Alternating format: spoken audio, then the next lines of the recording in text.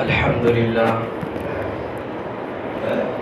للہ وحدہ والصلاة والسلام علی من لا نبی بعدہ وحدہ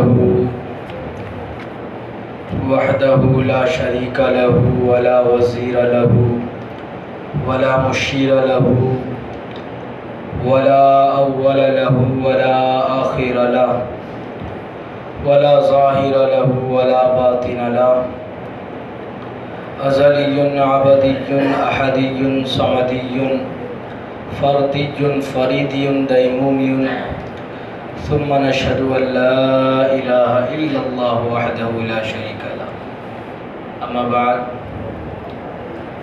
فقد قال اللہ تبارک و تعالی فی القرآن المجید والفرقان الحمید اعوذ باللہ من الشیطان الرجیم بسم اللہ الرحمن الرحیم لقد خلقنا الانسان فی احسن تقویم صدق اللہ العظیم وبلغنا رسولہ النبی الامین الکریم ونحن على ذلك لمن الشاہدین والشاکرین والحمد للہ رب العالمین۔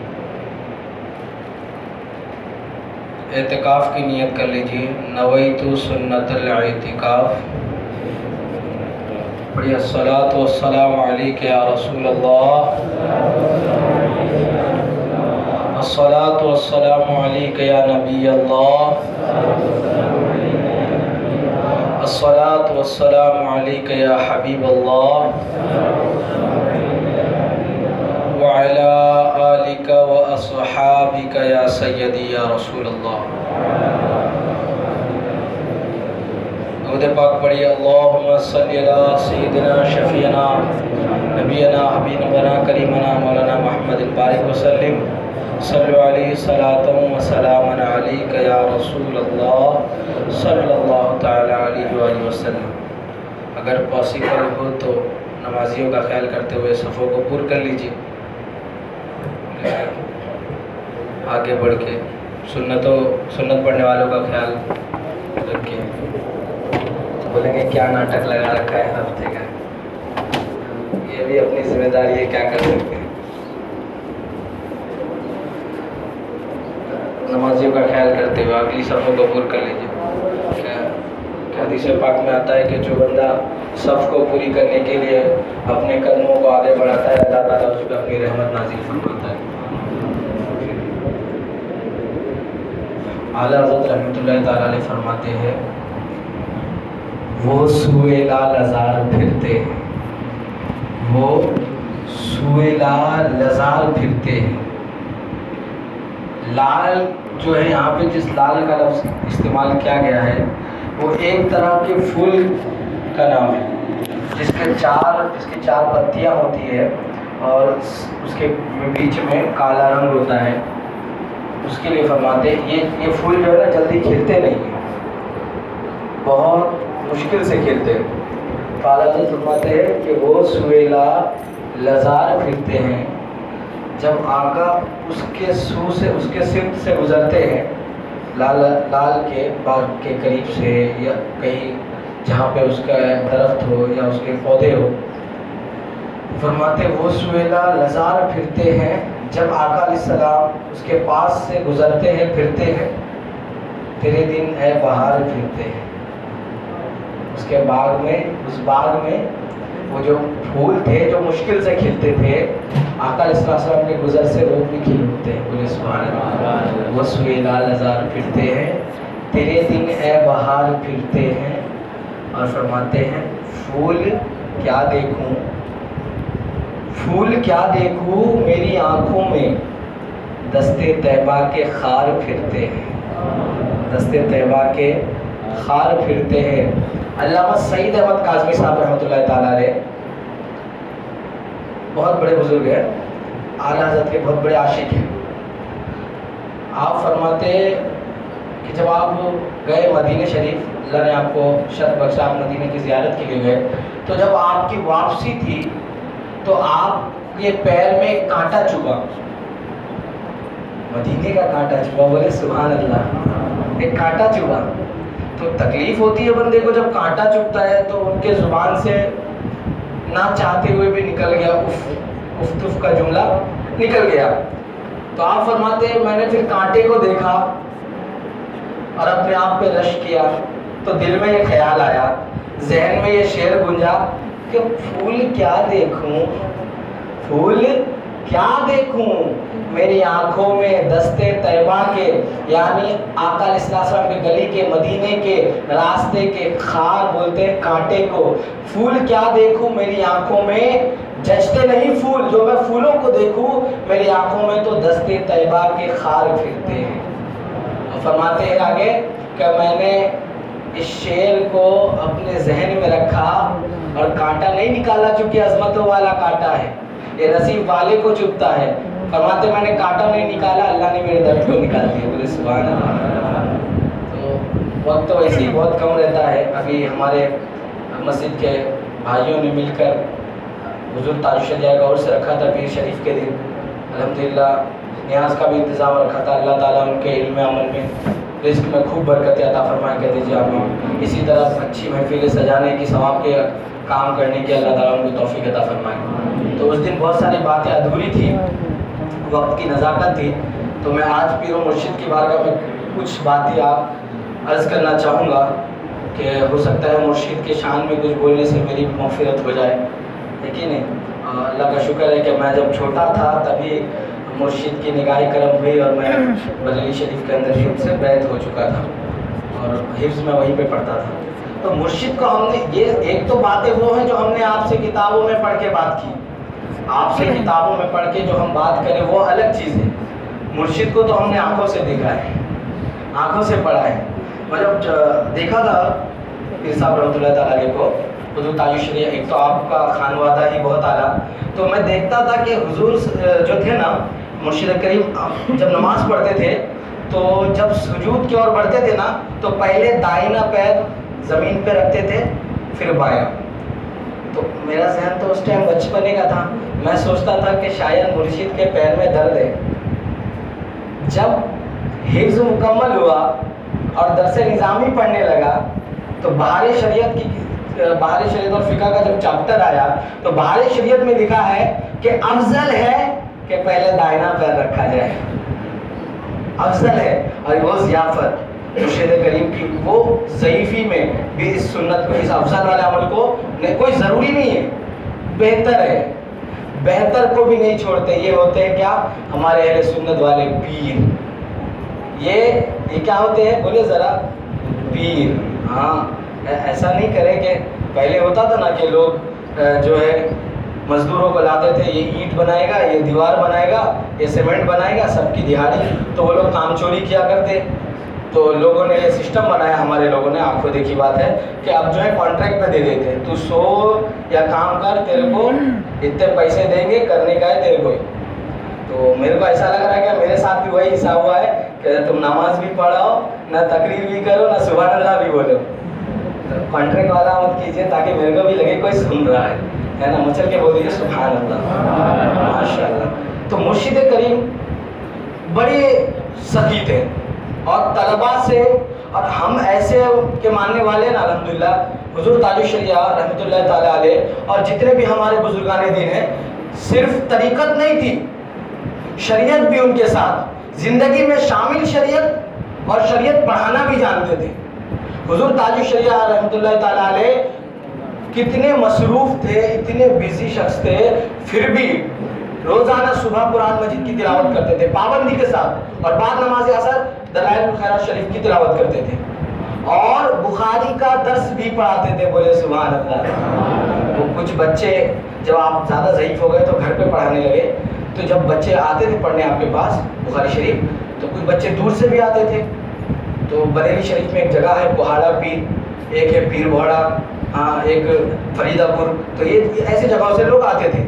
تو جب بچے آتے تھے نا تو آپ رحمۃ اللہ تعالیٰ فرماتے تھے اپنے خادموں سے کہ ہو سکے تو ان کو کرایہ بھی دیا کرو, اللہ کے دین سے اتنی محبت, ہو سکے تو ان کو کرایہ بھی دیا کرو. تو میرے عزیز بھائیوں, مرشد کریم نے یہ ہمیں سکھایا ہے کہ محبت, طریقت کی پہلی سیڑھی شریعت ہے. کیا ہے؟ پہلی سیڑھی شریعت ہے. جب بندہ پہلی سیڑھی پہ پیر رکھے گا ہی نہیں، اس کی زندگی میں شریعت ہوں گی نہیں، تو طریقت تک کہاں پہنچے گا؟ طریقت تک کہاں تک پہنچے گا؟ یہ جو میں بتانے چلا ہوں، میں آپ کو ایک ابو داؤد شریف کے حدیث ہے کہ اللہ کے نبی نے فرمایا، ایک صحابی تھے، یہ بہت پیاری حدیث ہے، آپ کے آنکھوں میں آنسو آئے نہ آئے، آپ کی زندگیوں میں بدلاؤ آئے گا انشاءاللہ اس کو سن کے۔ آقا علیہ السلام کے ایک پیارے صحابی حضرت خریم رضی اللہ تعالیٰ، ہاں تو اللہ کے نبی کے بہت چہیتے بھی تھے، آپ تھوڑے فیشنیبل تھے، آپ کے اتنے لمبے لمبے بال تھے یہاں تک، اور کپڑا بہت ہائی کوالٹی کا پہنتے تھے، اور نیچے تک ان کا کپڑا زمین میں گھستا ہوا جاتا تھا۔ تو اللہ کے نبی نے کبھی ان سے کہا نہیں، ایک مرتبہ صحابہ کو کہا کہ خریم تو بہت نیک آدمی ہے، خریم تو بہت اچھا ہے، بس اگر اپنے بال کم کروا لے اور اپنے تہمت کو ٹکنوں سے اوپر لے آئے، باقی تو خریم بہت اچھا ہے۔ جب صحابہ نے حضرت خریم سے کہا کہ اللہ کے نبی نے تمہاری تعریف کی، کہا خریم تو بہت اچھا ہے، بس بال کٹوا لے اور یہ تہمت اوپر کر لے۔ اللہ کی قسم میرے عزیز بھائیوں، اب سنن ابو داؤد شریف کی حدیث ہے کہ لکھتے ہیں کہ جیسے انہوں نے یہ سنا نا، کوئی دیری نہیں کی، کسی نائی کی تلاش نہیں کی، استورا لیا اور اپنے بالوں کو سنت کے مطابق کر دیا، بولے سبحان اللہ۔ اور صحابہ فرماتے ہیں کہ اس دن کے بعد کسی نے خریم کو ٹکنے سے نیچے کپڑا پہنتے ہوئے نہیں دیکھا، کسی نے نہیں دیکھا۔ وہ پیار تو صحابی اس کو کہتے ہیں یار، عاشق میں اور فاسق میں فرق یہی ہوتا ہے کہ عاشق عمل کرنے کا موقع ڈھونڈتا ہے اور فاسق بھاگنے کا موقع ڈھونڈتا ہے۔ یہ باتیں اس طرح ہو گئی کہ آج ہم جن کو اپنا فالوور بنا بیٹھے ہیں، ان کے بال اتنے لمبے لمبے ہوتے ہیں، ہاتھ میں 10 انگوٹھیاں ہوتی ہے۔ مجھے ایک بات بتائیے، کیا پیر صاحب رحمۃ اللہ تعالیٰ علیہ یا کوئی بزرگ جن کے مزار پہ ہم جاتے ہیں، وہ ہمیں فیض دینے سے محتاج ہے؟ ہرگز نہیں، بالکل نہیں۔ ان کا فیض ہمیں ڈائریکٹ مل سکتا ہے، لیکن وہ جو درگاہ پہ مجاور کھڑا ہوتا ہے، 10 سال ہو گئے اس کو، 20 سال ہو گئے، بال اتنے لمبے لمبے ہو گئے، چہرے پہ داڑھی نہیں آئی، اس کو حرام حلال کی تمیز نہیں آئی، ارے جس کو خود اتنے سالوں میں نبی کی پیاری سنت داڑھی کا فیض نہ ملا، وہ آپ کو کیا فیض دے گا؟ وہ خود حضور کی خدمت میں رہ کے، پیر صاحب کی خدمت میں رہ کے، بابا کی خدمت میں رہ کے اپنے آپ کو سنت کے مطابق نہیں ڈال سکا، وہ آپ کو کیا، وہ موڑ کا پنگ لے کے ایسا کیا چونا لگاتے، کیا چونا لگاتے ایسا عوام کو؟ اہل سنت کا نام خراب، اہل سنت کا نام ان باباؤں نے بہت زیادہ ہی بدنام کیا ہوا ہے۔ کہتے مول صاحب وہ طریقت ہے، وہ طریقت بڑی چیز ہے، شریعت چھوٹی چیز ہے۔ آنا بابا کدھر شریعت چھوٹی چیز ہے، کدھر شریعت؟ ارے جب چھوٹی پہ عمل نہیں کر سکے بڑی پہ کہاں سے کریں گے؟ چھوٹی پہ عمل نہیں کر سکتے تو جو بندہ 10 روپیہ نہیں کما سکتا وہ 100 روپیہ کما پائے گا کیا؟ یہ بڑی بڑی باتیں کرتے نا، ہمارے لوگ بھی اتنے جاہلانہ کام کرنے میں اتنے ایکسپرٹ ہے نا۔ آپ اعلان کر دے کر سندل نکلے گا، دیکھیں کتنے چھوکرے تیار ہو جائیں گے، ہمارے اتنے لڑکے تیار ہو جائیں گے نا کہ چلو سندل ہے۔ سندل اصل میں سندل ایک لکڑی کو کہا جاتا ہے، تو خوشبو فرماتے ہیں کہ وہ خوشبو درگاہ کو کرنے کے لیے سندل جلایا جاتا ہے۔ یہ سندل نکل رہے ہمارے ماہم شریف کے لیے لوگ لے کے نکلتے، عبد الرحمان شاہ بابا کے درگاہ پہ لے جانے کے لیے نکلتے۔ ارے ان بزرگوں کے بارے میں کبھی پڑھو گے پھر پتہ چلے گا کہ ان بزرگوں نے شریعت کی سربلندی کے لیے اپنی زندگی کو فنا کر دیا، اپنی زندگی کو ختم کر دیا، اپنے نفس کو ختم کر دیا اور اللہ کے دین کے لیے چل پڑے۔ تو کوئی پہاڑوں پہ جا کے لیٹ گیا، کوئی سمندر کے کناروں پہ جا کے لیٹ گیا، کسی کی زندگی کہاں فنا ہو گئی۔ لیکن میرے عزیز بھائیوں، ہم تو یہ سندل کے نام پہ ڈھول تاشے لے کے نکلتے ہیں، یہ جو ڈی جے بجاتے ہوئے نکلتے ہیں۔ مجھے بتاؤ تمہیں سنیت کا کون سا کام کیا؟ تمہارے سندل کو دیکھ کر، تمہارے ڈی جے کو دیکھ کر کون سا غیر مسلم ہوا؟ کون سا وہابی سنی ہوا؟ کون سا بدعقیدہ سنی ہوا؟ مجھے بتاؤ، ایک بندہ بھی دکھا دو، میں ابھی 1-2 ہفتے اور یہاں ہوں انشاءاللہ، مجھے ایک بندہ ایسا دکھا دے آپ جس نے آپ کے سندل کو دیکھ کے ارے لوگ بدزن ہوتے ہیں یار۔ میں کتنے لوگ آپ کو دکھا سکتا ہوں جنہوں نے ان سندلوں کو دیکھ کر، ان بے حیائیوں کو دیکھ کر ہمارے اہل سنت کا دامن چھوڑ دیا۔ شرم آنی چاہیے ہمیں کہ ہم ایک تو خدمت کر نہیں سکتے دین کی، اہل سنت کی خدمت کر، ہم اپنے مذہب کی خدمت کر نہیں پا رہے، اوپر سے جو ہے ان کو بھی بھگا رہے۔ یار لعنت ہے ایسی زندگی پہ، ہماری لعنت ہے۔ میں نے خود دیکھا ہے، یہ تو اپنا یا بچپن سے پتہ ہی ہے اپنا یہاں کا ماحول کیا ہے۔ میں نے خود دیکھا ہے کہ وہ جو کھنسا ہوتے ہیں، نہ مرد نہ عورت، ان کو نچاتے ہوئے درگاہ پہ لے جاتے ہیں. نعوذ باللہ، استغفر اللہ. سب لوگ بولے استغفر اللہ. بتائیے مجھے اس پہ چندہ دینے والا بھی گنہگار ہے. آپ آئے، میں تو دلیلوں کے انبار لگا دے رہے ہیں انشاءاللہ.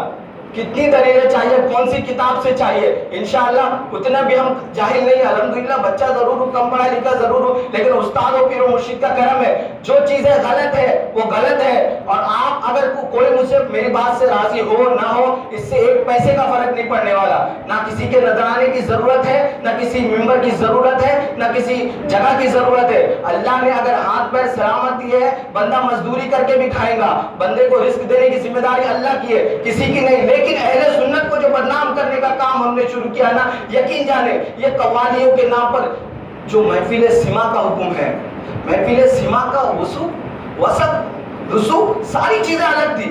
محفل سما الگ چیز کو کہتے. یہ جو قوالیاں، میں آپ کو کتابیں دکھا سکتا ہوں. خواجہ نظام الدین اولیاء، چشتیوں کو بدنام کرتے کہ خواجہ صاحب سنتے ہیں. خواجہ نظام الدین اولیاء، خواجہ قطب الدین بختیار کاکی، انہوں نے سائن کی ہے ان کتابوں پہ جس میں لکھا ہے کہ موسیقی حرام ہے.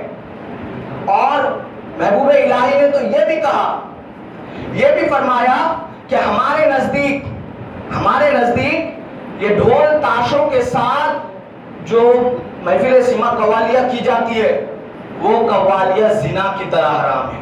اللہ اکبر. یہ خواجہ غریب نواز کو بدنام کرتے، خواجہ غریب نواز کے نام کو لنگر بھی کھاتے، نہ ان کے نام کو بھی بدنام کرتے. یہ ایسے ہم سنیت کا کام کر رہے ہیں، یہ سنیت کا کام ہے. ارے اللہ کے نبی علیہ السلام نے فرمایا کہ نماز میری آنکھوں کی ٹھنڈک ہے. کدھر ہے نمازی ہمارے جو سندل پہ دوڑے دوڑے جاتے؟ کدھر ہے ہمارے نمازی جو ہر جمعرات کو جمعہ کو درگاہ کے چکر پہ چکر لگاتے اور درگاہ پہ بوسہ دینا؟ اعلیٰ حضرت فرماتے ہیں کہ جب درگاہ پہ جاؤ، جب مزار شریف پہ زیارت قبور کے لے جاؤ تو فاصلے پہ کھڑے رہو. حالانکہ چومنے کی دلیل ہے، 2 حدیثیں ایسی بھی موجود ہے جن سے ثابت ہوتا ہے، لیکن وہ کشف کا معاملہ ہے، وہ الگ میٹر ہے. محتاط فتویٰ یہی ہے کہ بوسہ نہ لیا جائے، کیونکہ دیکھنے والے کو یہ گمان ہوگا کہ ہو سکتا ہے سجدہ تعظیمی کر رہا ہو. اور اعلیٰ حضرت سے پوچھا گیا کہ ملفوظات اعلیٰ حضرت میں ہے کہ یہ بتائے کہ اگر کوئی عورت مزار پہ جائے تو کیا حکم ہے؟ فرماتے یہ پوچھ رہے کہ عورت مزار میں جائے تو کیا حکم؟ مجھ سے یہ پوچھو کہ اگر عورت مزار پہ جائے تو اس پہ کتنی لعنتیں برستی ہے. یہ ہماری عورتیں، آپ دیکھ لیں درگاہ پہ ایسا ٹائمنگ رہتا ہے، آدھا گھنٹہ مرد جائیں گے، اس کے بعد دروازہ بند، آدھے گھنٹے عورتیں جائیں گی. نعوذ باللہ. یہ میں کوئی گھر کی بات تو نہیں بتا رہا، آپ سب جانتے ہیں ہمارے یہاں کا ماحول. میں باہر کی بات پہ کروں، پہلے اپنے گھر کی باتیں کر لوں. تو میرے عزیز بھائیو، نہ تو شادی میں، نہ تو مزار پہ، نہ تو راستوں پر، نہ تو چوراہوں پر، نہ تو بازاروں پر کہیں بھی ہماری عورتوں کا پردہ نظر نہیں آتا. یہ ہماری بزدلی ہے، یہ ہماری بزدلی ہے اور یہ ہماری ناکامی ہے کہ اللہ کے نبی کے زمانے میں صحابیہ کو بار بار فورس نہیں کرنا پڑتا تھا. فورس نہیں کرنا، اللہ کے نبی کا حکم سر آنکھوں پر، یہ تھا جذبہ ایمان کا. آج ہمارے ایمان کہاں رہ گئے؟ ہم بول بھی نہیں سکتے، دیکھ بھی نہیں سکتے، ٹوک بھی نہیں سکتے. بولتے جو ہو رہا ہے ہونے دو، میری بلا سے اپنا کام تو چل رہا ہے.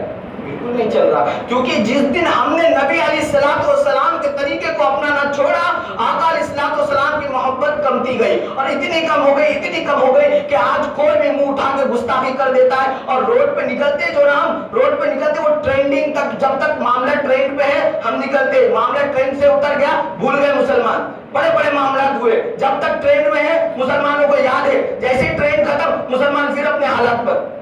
ارے نقاب کا معاملہ آیا، جب تک ٹرینڈ پہ تھے مسلمان چل رہے، ہاں روزانہ اسٹوری ڈال رہے، چل رہے، ہم جلوس سے نکال رہے، ہم پروٹیسٹ کر رہے. جب ٹرینڈ ختم ہوا تو ہم اسلام کے لیے نہیں کر رہے، ہم ٹرینڈ کے لیے کر رہے، ہم دنیا کے ساتھ چل رہے. اور یقین جانیے اس دنیا کی اوقات کتے سے بدتر ہے. اس دنیا کی کیا اوقات میرے آقا علیہ السلام کی محبت کے سامنے، اس دنیا کی کیا اوقات میرے آقا کی زبان کے سامنے، اس دنیا کی کیا اوقات کہ اللہ تعالیٰ اعلیٰ حضرت فرماتے ہیں کہ زمین و زمان تمہارے لیے، مکین و مکہ تمہارے لیے، چنین و چنا تمہارے لیے، بنے تو جہاں تمہارے لیے. میرے عزیز بھائیو، اس دنیا کی کیا اوقات ہے جس کے پیچھے ہم چل پڑے؟ ارے داڑھی رکھوں گا تو فلاں کیا بولے گا، زلفی بال رکھوں گا تو کیا بولے گا، ارے جبہ پہنوں گا تو کیا، ارے ان سے کیا لینا دینا؟ کل قیامت کے دن کہیں وہ کیا ہمارا دامن تھامنے والا ہے؟ کل قیامت قیامت کے دن وہ بولے گا چل چل میرے ساتھ، میرا تو ہو گیا جنت میں، تو بھی چل. کوئی نہیں بولنے والا.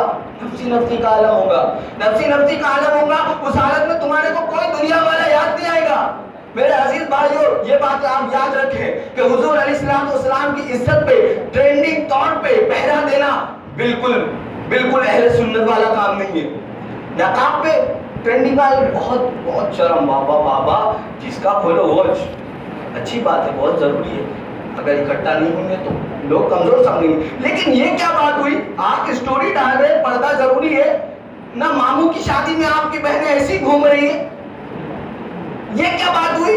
یہ تو شریعت کا مذاق ہے کہ آپ لوگوں کو دکھا رہے کچھ اور اصل میں کچھ اور ہے. کیونکہ آپ کو ایسا نہیں فیل ہی نہیں ہو رہا ہے کہ اللہ تعالیٰ میرے اندر کی باتوں کو جانتا ہے. کیا یہ گمبھیر باتیں نہیں ہیں؟ نہیں ہے میرے عزیز بھائیوں. یہ اتنی گمبھیر باتیں ہیں نا، اور یہ ایسی باتیں ہیں نا کہ ہمارے خون کے آنسو نکلنے چاہیے. ہمارے خون کے آنسو نکلنے چاہیے یار. ہمارے قوالیاں جو ہوتی ہے عرسوں پر، میں نارتھ ایسٹ کے طرف گیا تھا، نارتھ ایسٹ انڈیا کی طرف بیان تھا میرا عرس کے جلسے میں. تو جب میں نے تقریر کی نا، وہ چادر والا مسئلہ میں نے بولا کہ اعلیٰ حضرت نے فرمایا جب تک ایک چادر بوسیدہ نہ ہو جائے دوسری چادر نہ چڑھا. تو ایک تو پیر صاحب ایسے تھے، ان کا سورہ فاتحہ سن کے میرے کو سمجھ میں آ گیا کہ کتنے بار لینے جلی ہے نہ لینے کھپی ہے، نہ کیا فتوے لگ رہے. بولتے مولانا، بولتے ابھی جوان ہو، ذرا کم، ذرا دھیرے دھیرے سب ٹھنڈا ہو جائے گا. نہ میرے سامنے بندے نے اتنی چادریں چڑھائی کنٹینیو. مطلب یہ جو مجاور لوگ بن بیٹھے ہیں، یہ جن کی داڑھیوں کے پتہ نہیں، نمازوں کے پتہ نہیں، یہ آپ کو رہنمائی کا درس دیتے ہیں. ان کے کہنے کا مطلب یہ ہے کہ ہم یہاں کے حاکم ہیں، ہم جو چاہیں گے کریں گے. تمہاری کتابیں تم لے جاؤ، مولانا تم جاؤ جدھر جاتے، ساری چیزیں سائڈ میں. ہماری حکومت ہے، ہم کسی کی نہیں سنتے. ہماری حکومت ہے، ہم کسی کی نہیں سنتے. وقت بڑا قلیل ہے، وقت تو ختم ہی ہو گیا، تو میں زائد لے رہا ہوں. تو میرے عزیز بھائیوں، یہ آپ اس سے بچے. یہ ہمارے بچے، ہمارے جوان لڑکے سندن میں چرس گانجا پی کے اتنے بےہودے طریقے سے. میں فیضان مدینہ میں پڑھتا تھا نا، عبدالرحمان شاہ بابا کا عرس ہوتا تھا، تو ہم لوگ کھڑکی سے دیکھتے تھے. ارے رے رے رے، افسوس ہوتا تھا کہ ہم لوگ قافلے لے کے کہاں کہاں جا رہے ہیں اور ہمارے گھر کی حالت یہ ہو رہی ہے. کتنی افسوس کی بات ہے نا. ایک تو وہ ابھی پچھلے سال خواجہ غریب نواز کا جب عرس آیا تھا، تو وہ ایک شعر چلتا تھا ٹرینڈنگ پہ، سب کے اسٹوری پہ، کہ ٹکٹ وکٹ کا کیا ٹینشن ہے، ایسا کچھ. مجھے بتائے کہ ٹرین میں بنا ٹکٹ سفر کرنا جائز ہے؟ اچھا یہ بتا، خواجہ غریب نواز کے بارگاہ میں حاضری دینا کیا ہے؟ فرض ہے، واجب ہے، کیا ہے؟ مستحب ہے. کیا ہے؟ مستحسن، مستحب ہے. لیکن بنا ٹکٹ سفر کرنا حرام ہے. اور یہ جو کھلے عام چلا کے بول رہے ہیں کہ بنا ٹکٹ جائیں گے، ارے تم بتانا کیا چاہتے ہو کہ شریعت کی تمہیں ضرورت نہیں؟ یہ جو اسلام کو تم نے بدنام کرنے کا ٹھیکہ لیا ہے، یقیناً آج جو ہمارے اوپر زوال آیا ہوا ہے، آج ہم پہ لوگ غالب ہیں، یہ اس کی وجہ ہے کہ ہمارے گھر کے لوگوں نے ہماری شریعت کو، ہمارے اسلام کو، ہمارے مذہب کو، ہمارے نبی کی سنتوں کو کمزور کر دیا.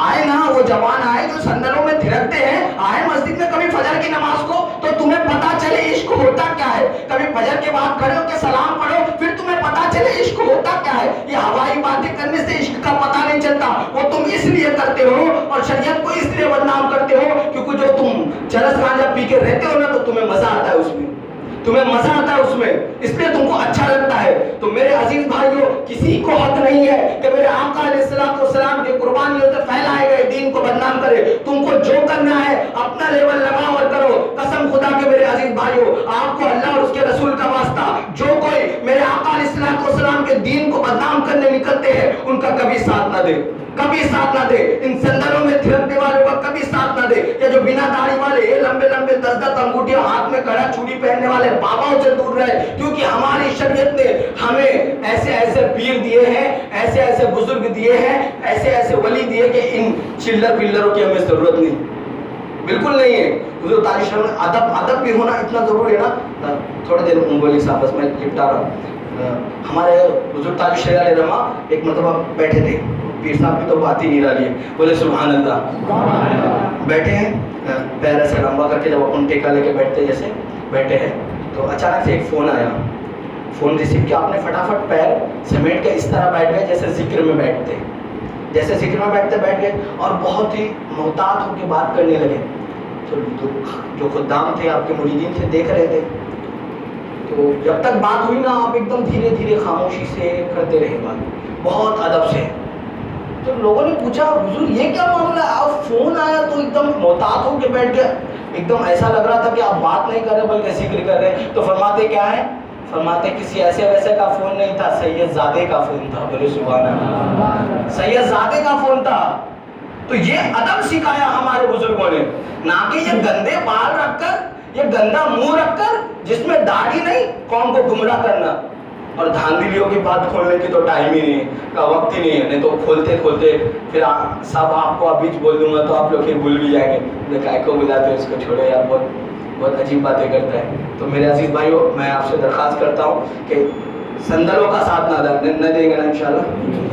یہ جو جعلی فراڈ لوگ ہیں نا, جو ہمارے اسلام کو بدنام کرے, ان سے تو دور ہی رہنے کا, ان سے اپنے کو دور ہی رہنے کا. نہ ہماری ماں بہنوں کو پردے کی ترغیب دے کہ یہ مزاروں پہ بے پردگی, یہ شادیوں میں بے پردگی, یہ بازاروں میں بے پردگی, یہ بالکل درست نہیں ہے. ہمارے آقا علیہ السلام کی محنتوں پہ پانی پھیرنا ہے. اللہ تعالیٰ ہمیں کہنے سننے سے زیادہ عمل کی توفیق عطا فرمائے. وما علینا الا البلاغ المبین. السلام علیکم. کھڑے ہو کر سب درست کر لیں, اوپر والے حضرات بھی سب درست کر لیں.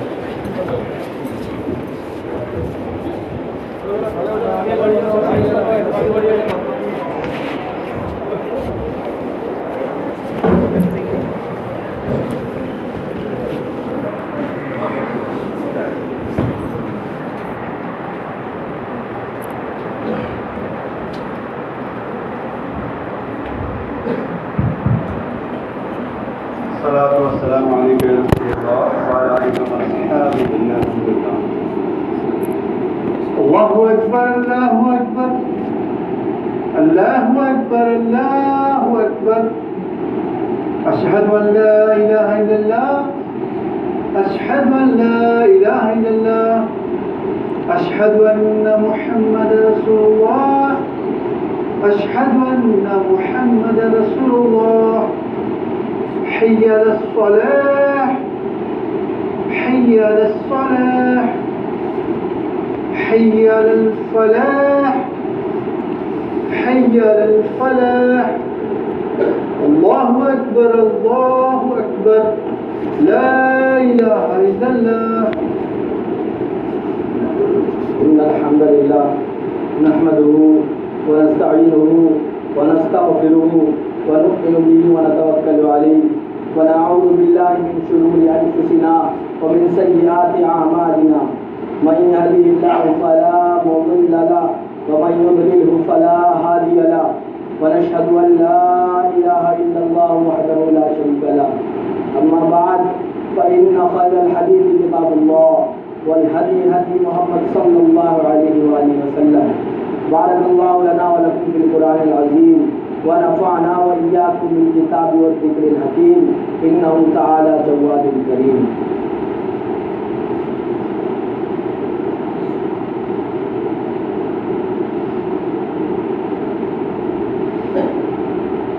الحمد لله رب العالمين والعاقبة للمتقين والصلاة والسلام على من كان نبيا وآدم بين الماء والطين والصلاة والسلام على سيد المرسلين. اللهم صل وسلم وبارك على سيدنا ومولانا محمد وأزواجه وذرياته وأهل بيته وصحبه أجمعين. وقال الله تبارك وتعالى في القرآن المجيد أعوذ بالله من الشيطان الرجيم بسم الله الرحمن الرحيم. فآتاهم الله ثواب الدنيا وحسن ثواب الآخرة والله يحب المحسنين. صدق الله العظيم. وقال النبي صلى الله عليه وآله وسلم خير أمتي قرني ثم الذين يلونهم ثم الذين يلونهم. إن الله يأمر بالعدل والإحسان وإيتاء ذي القربى وينهى عن الفحشاء والمنكر والبغي يعظكم لعلكم تذكرون. ولذكر الله تعالى أعلى وأولى وأعز وجل.